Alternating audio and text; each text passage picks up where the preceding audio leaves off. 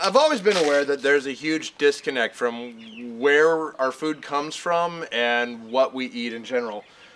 But it was really driven home to me when we were bringing these guys home. We were driving home in the car with all the chicks sitting in a box in my middle daughter's lap. About a mile down this road where I started asking them what they wanted for dinner, and the normal course hits, and pizza, Chinese food, and then they all agreed on McDonald's, and I was like, well, what do you want from McDonald's? And they all agreed, chicken nuggets.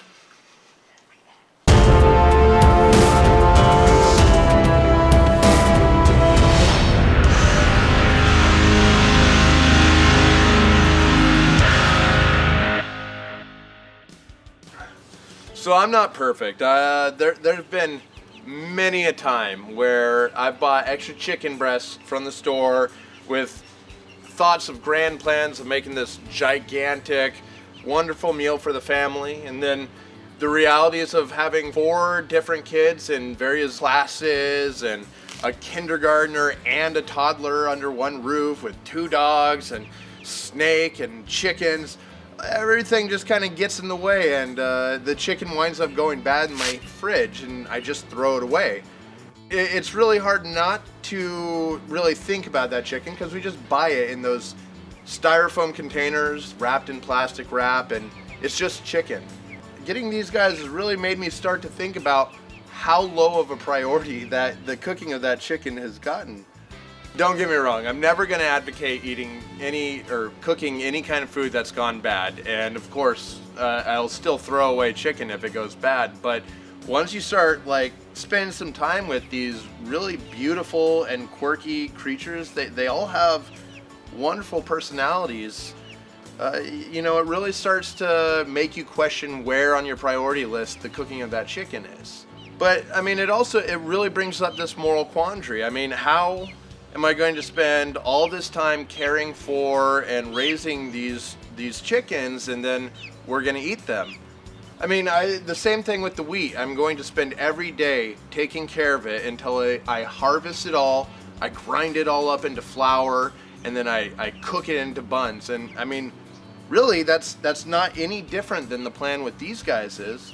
But I don't lose any sleep at night wondering how my kids are going to be affected by me harvesting all that wheat. I guess that's kind of the point of this whole project, though, is right now, even I, as chef, hardly thinks anything of the chicken we buy at the store, and I know my kids don't. And I know that this whole project might be ill-advised, but a lot of my ideas are, and I think it's really important for our kids to really understand where our food comes from and get that respect for them. And what about these guys? These 6 birds kind of just running around my backyard, eating bugs and living life. What say do they have in the whole thing? But I guess, what about the other 9 billion birds that are raised to be eaten annually in America? I mean, we've all seen the horrifying guilt trip videos of them being stuffed inside of cages so tight that they can't move. But these guys, they get to be real chickens. They're out here picking bugs out of the garden, just chilling out under the tree, having my kids play with them every single day. When they say that a meal is made with love, I mean, how much love can you have for that chicken that you buy at the store, that nameless white meat that you kind of put into everything because it's a great source of protein? With these guys get to be chickens.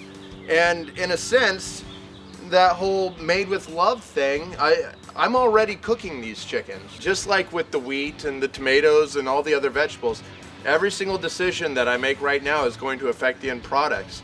And so instead of living this stressed out life, eating only grain feed, they get to be picked up and played with, and they get to live a nice chicken life.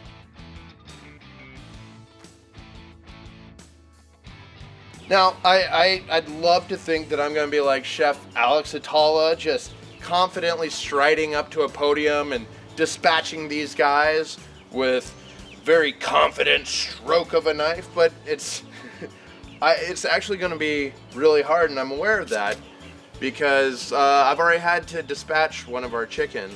My daughter Penny made a very thoughtful plan to make sure that the chicken she picked was not going to wind up on the butcher's block. She was looking at all the chickens, and she picked out the smallest one because, as she said, if I have the smallest chicken at the end, I know that you're not going to wind up cooking that one. And I mean, it was a brilliant plan except for one thing.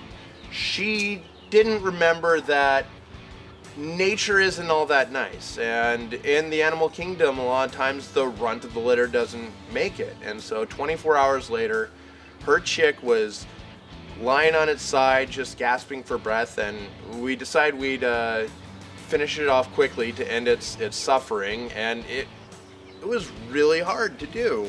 And so, I know that when it comes time to do this, it's going to be a very hard lesson, but it's going to teach all of us, just how much we should love and care for our food.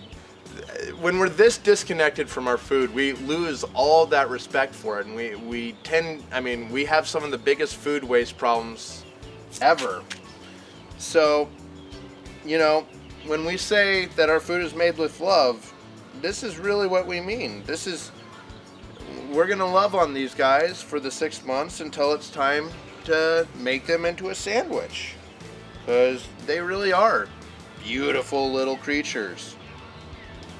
But they're also food.